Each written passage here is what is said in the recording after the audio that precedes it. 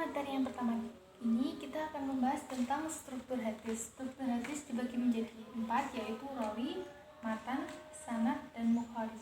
Rawi merupakan orang-orang yang menyampaikan hadis. Matan ialah berisi isi yang disampaikan atau berisi isi pokok. Sanad merupakan rangkaian mata rantai seorang rawi, dan yang terakhir yaitu mukharij merupakan rawi terakhir yang membukukan kitab. Pada materi yang kedua ini kita akan membahas tentang kehujahan hadis atau yang bisa disebut dengan fungsi hadis terhadap Al-Quran. Yang pertama yaitu bayan at-tafsir yang dapat diartikan sebagai menjelaskan.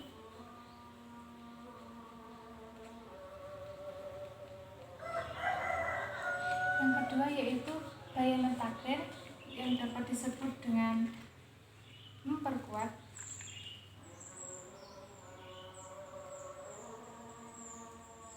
Dan yang terakhir yaitu bayan an-nas yang dapat diartikan sebagai menghapus.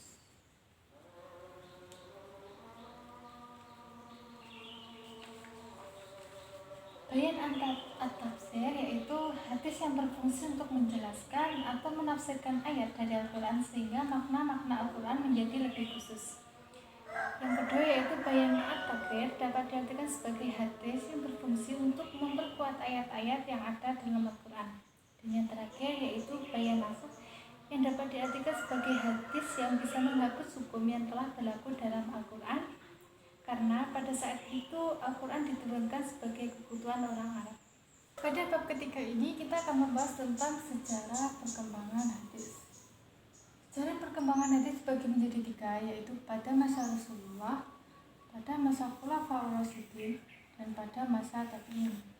Pada masa Rasulullah berlangsung selama 23 tahun, di mana dimulai dari tahun 13 sebelum Hijriah hingga tahun 11 Hijriah.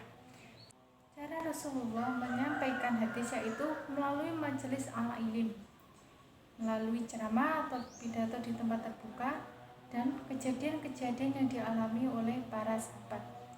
Periode pembatasan hadis dan penyedikitan periwayatan ditandai dengan munculnya Khalifah 4, Abu Bakar As-Siddiq, Umar bin Khattab, Utsman bin Affan, dan Ali bin Abi Thalib. Sedangkan pada masa tabi'in dikenal sebagai masa menyebarnya periwayatan hadis.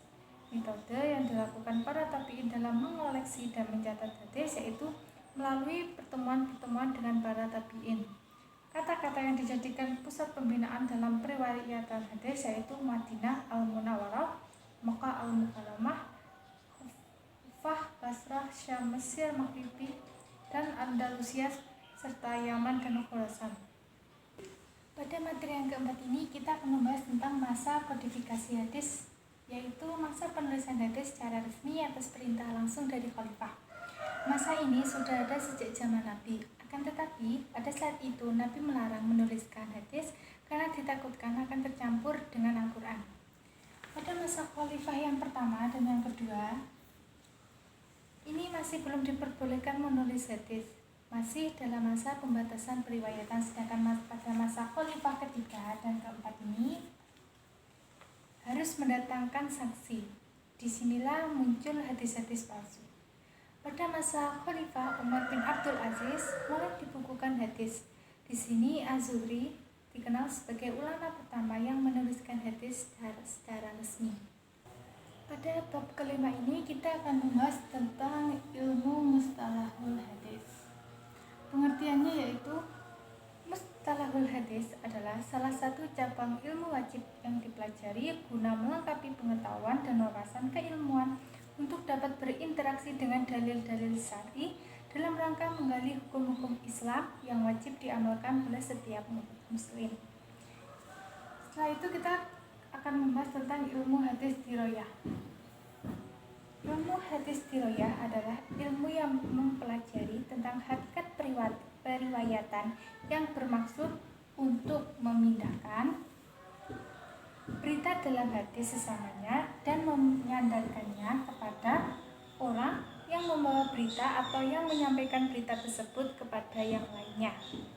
Pada bab ke-6 ini kita akan membahas tentang pembagian hadis dari segi kualitas. Pembagian hadis dibagi menjadi 3, yaitu sahih, hasan, dan dhaif. Sahih yaitu hadis yang disandarkan kepada Nabi Muhammad SAW, sanadnya bersambung, perawinya yang adil, kuat ingatannya, dan tidak ada cacat atau rusak. Sedangkan hadis hasan yaitu hadis yang diriwayatkan oleh rawi terkenal dan disetujui keakuratannya oleh sebagian pakar hadis, namun rawinya tidak kuat hafalannya. Sedangkan hadis dhaif yaitu hadis yang lemah, hadis yang di dalamnya tidak terdapat syarat-syarat hadis sahih maupun hadis hasan.